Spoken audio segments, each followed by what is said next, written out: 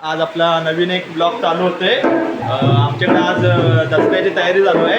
तर बघा काय करतायत मंडळी. तर आमची इथं वासंती आलेले आहेत. हे बघा